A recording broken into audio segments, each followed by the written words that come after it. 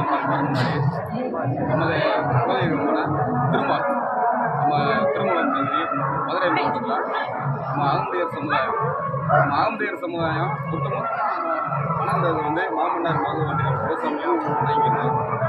அப்போ வந்து இந்த ஆட்சியில் நம்மளுக்கு ஆகம்படியர் சமுதாயத்துக்கு அரசியல் அங்கீகாரம் கிடைக்கவில்லை. ஏழை எளிய மக்கள் வந்து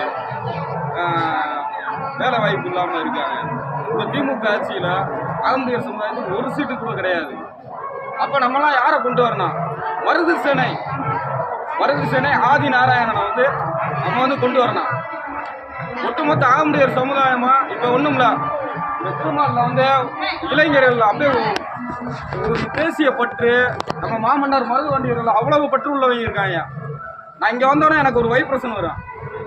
இந்த எல்லைக்கு வந்தாலே ஒரு வைப்ரேஷன் வரும். ஐயா பிள்ளை எங்கேயும் அமையாது. குலசாமிகிட்ட வந்து குலசாமியே இருக்கார் வருங்க. மாமன்னார் மருதுவாண்டியர் வந்து எப்படிப்பட்டவங்க? இந்த நாட்டுக்காக, இந்த தேசத்திற்காக தூக்குமடை முத்தமிட்டவர்கள் மாமன்னார் மருதுவாண்டியர்கள்.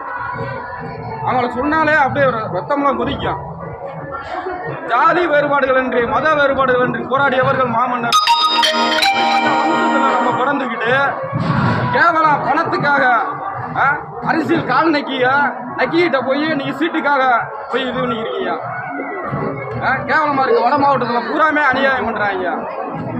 காசுக்காக, சீட்டுக்காக வேண்டிய ஆகம்படியர் சமுதாயத்தை பூரா அடகு வைக்கிறாங்க.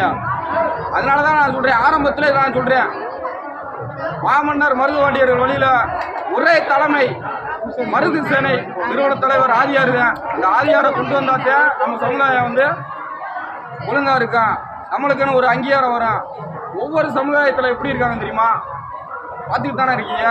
திமுகவில் நான் ஒரு டிராவல்ஸ் வச்சுருக்கேன். டிராவல்ஸில் நான் போய்க்கிருக்கேன். போகிறப்ப வந்து முஸ்லீம் சமுதாயம், ஏன்னா முஸ்லீமுக்கெல்லாம் வந்து மாமன்னார் மருதுவாண்டு மசூதி கட்டி கொடுத்துருக்காங்க, கிறிஸ்துவர்களுக்கு ஆலயம் கட்டி கொடுத்துருக்காங்க. அப்படி இருக்கிறப்ப வந்து அவர் சொல்கிறாரு, எங்களுக்கெல்லாம் வந்து திமுக தான் வரணும். ஏன் அப்படி சொல்கிறாருன்னு தெரியுமா?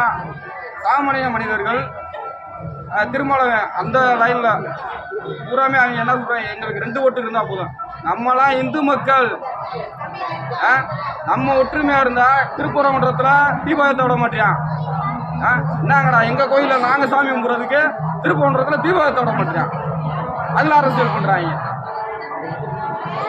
இதுக்கு உதாரணம் நான் என்ன சொல்கிறேன், யாரு காளையார் கோயிலை இடிக்கும் சொன்னதுக்கு அதே வெள்ளைக்காரனுக்கு கூட தெரியாது. காளையாரில் இடிக்கிறோம்னா அவங்க வந்து சரணடைவாங்கன்னு அதுலேயும் சொல்லிச்சு. புள்ளநரி கூட்டம்லாம் செஞ்சு நீங்கள் காளையார் கோயிலில் இடிச்சாத்தே பிரிட்டிஷ் அரசாங்கம் சொல்றியான், யாரு கடவாணி பையன் சொல்றியான்.